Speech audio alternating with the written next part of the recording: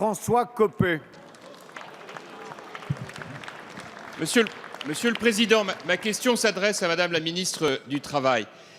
Madame la ministre, je n'arrive pas à comprendre pourquoi, dans le texte que vous présentez, qui a vocation à aider à la vie économique, à faciliter la vie dans les entreprises, vous avez décidé d'introduire pour la première fois dans le Code du travail le fait religieux. Je ne le comprends pas pour la raison suivante. Vous l'introduisez de la plus délicate et dangereuse des manières, en indiquant que vous permettez aux salariés de manifester ses convictions religieuses dans son lieu de travail. Ce qui va créer évidemment de l'insécurité dans le climat même de l'entreprise. D'abord vis-à-vis de leurs collègues, des autres salariés de l'entreprise, et aussi vis-à-vis de l'employeur, et de la plus délicate des manières, puisque ça veut dire en clair que c'est à l'employeur de devoir s'en justifier et le refuser pour nécessité de service. Concrètement, ça veut dire quoi, Madame la Ministre? Ça veut dire que vous allez créer un rapport de force extrêmement difficile à vivre au détriment de l'employeur et des autres salariés. Ce n'est pas cette idée que nous nous faisons de la laïcité et de la neutralité dans l'entreprise.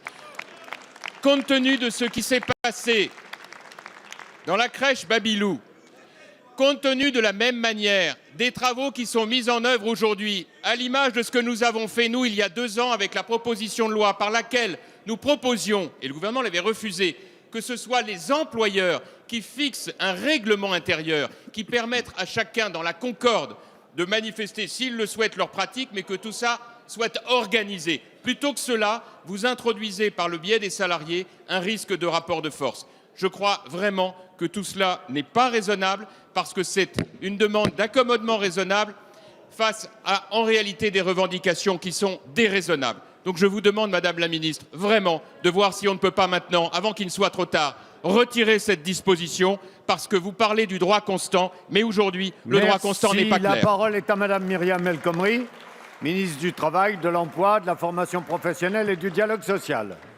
Merci, Monsieur le Président, Mesdames et Messieurs les députés.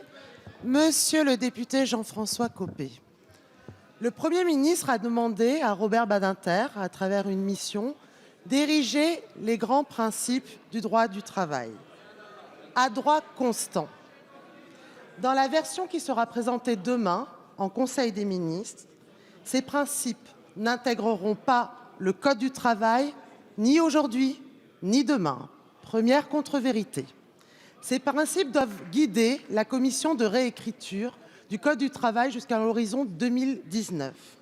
Vous faites ici référence au 6e principe porté par la commission Badinter, qui dit en effet que la liberté d'exprimer ses convictions, y compris religieuses, peuvent être limitées par l'employeur pour les nécessités de bon fonctionnement de l'entreprise et également pour l'exercice d'autres libertés fondamentales des collègues du travail. Cessons de propager une 2e contre-vérité. Ce principe est l'état du droit actuel. C'est la stricte reprise de la jurisprudence de la CEDH, du Conseil d'État, de la Cour de cassation. Ma loi n'apporte aucun changement, aucune évolution par rapport au droit actuel. Par ailleurs, est-ce à dire il y aura un débat parlementaire? S'il vous plaît. Tous les députés peuvent bien évidemment modifier l'expression du droit actuel. Vous en avez bien sûr la liberté. Mais ne faisons pas croire que ce principe apporte une évolution au droit actuel. Par ailleurs, la gestion du fait religieux en entreprise est un vrai travail que nous menons avec les partenaires sociaux. Monsieur le député Jean-François Copé, vous souhaitez faire de la politique autrement. Cessez ces polémiques artificielles et je pense qu'elle est aussi peu digeste que celle des pains au chocolat. Merci, Madame la Ministre. La parole est à